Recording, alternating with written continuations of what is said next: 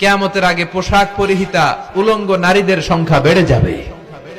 তো কিয়ামতের আগে মারে ভুলে যাবে, মাকে ভুলে গিয়ে স্ত্রীর পেছনে পেছনে দৌড়াবে। আল্লাহ তাআলা বলছেন, হে নবী, লোকেরা আপনাকে কিয়ামতের ব্যাপারে জিজ্ঞেস করে, আপনি কিয়ামতের ব্যাপারে কি বলবেন? আপনি তো কিছু জানেন না এই ব্যাপারে। এই ব্যাপারে জানে কে? বিশ্বনবী যখন মক্কার জমিনে কিয়ামতের ব্যাপারে বারবার মক্কার লোকদেরকে সাবধান করতে শুরু করলো যে এই দিন দিন না, আরো দিন, এই দিনটাই দিন নয়, বিশাল একটা জগৎ পড়ে আছে, সেটা শুরু হবে কিয়ামত দিয়ে, সব লন্ডভন্ড হয়ে যাবে।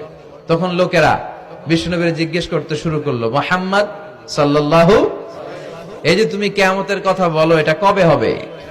ইয়াসআলুনাকা আনিস সাআতি আইয়ানা মুরসাহা ফীমা আনতা মিন যিকরাহা ইলা রাব্বিকা মুনতাহাহা। সুবহানাল্লাহ পড়েন।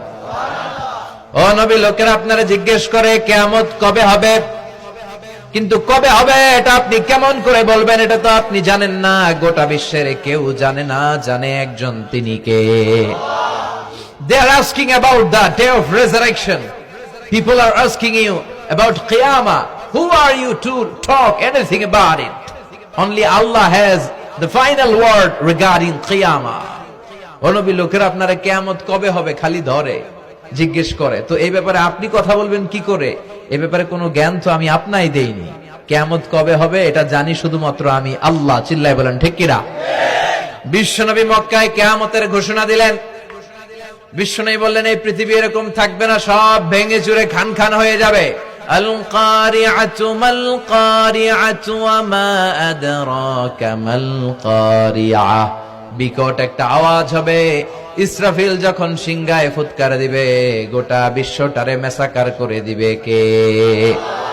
আবার বিশ্বনবী শোনাতে লাগলেন, ইদা জুলজিলাতিল আরদু জিলজালাহা ওয়া আখরাজাতিল আরদু আসকালাহা।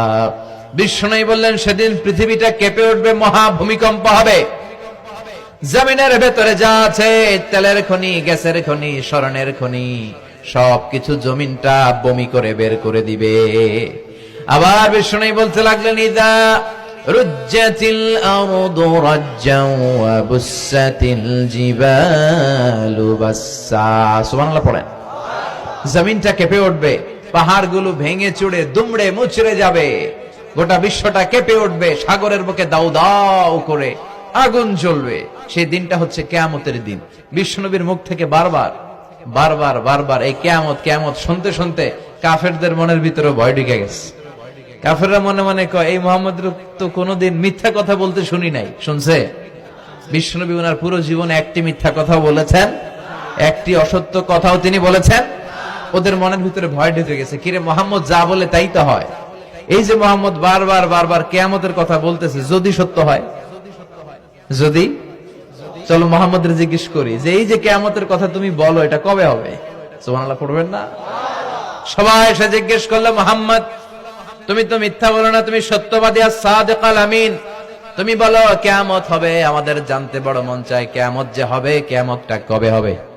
আল্লাহ তখনই আয়াত নাজিল করে বললেন, নবী ওরা জিজ্ঞেস করে কিয়ামত কবে হবে, কিন্তু আপনি বলবেন কেমনে?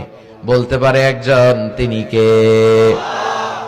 ইন্নাস সাআতা লাআতিয়াতুন লা রাইবা ফিহা ওয়ালাকিন্না আকসারান নাসি লা ইউমিনুন। আল্লাহ বললেন কিয়ামতটা হবেই হবে, এতে কোনো সন্দেহ নাই। সন্দেহ আছে নাকি? এটা কিন্তু ঈমানের সাথে সম্পৃক্ত। কিয়ামত যে হবে, আমাদের কারো সন্দেহ আছে? কারো সন্দেহ নাই। কারো কি এমন ক্ষমতা আছে যে কিয়ামতকে আটকায় দিবে? বলেন। পৃথিবীর কোন প্রধানমন্ত্রী, প্রেসিডেন্ট, পুলিশ প্রধান, র্যাবের প্রধান, বিডিআর, সেনাবাহিনী, Donald Trump, Barack Obama, George W Bush, Vladimir Putin, Narendra Modi,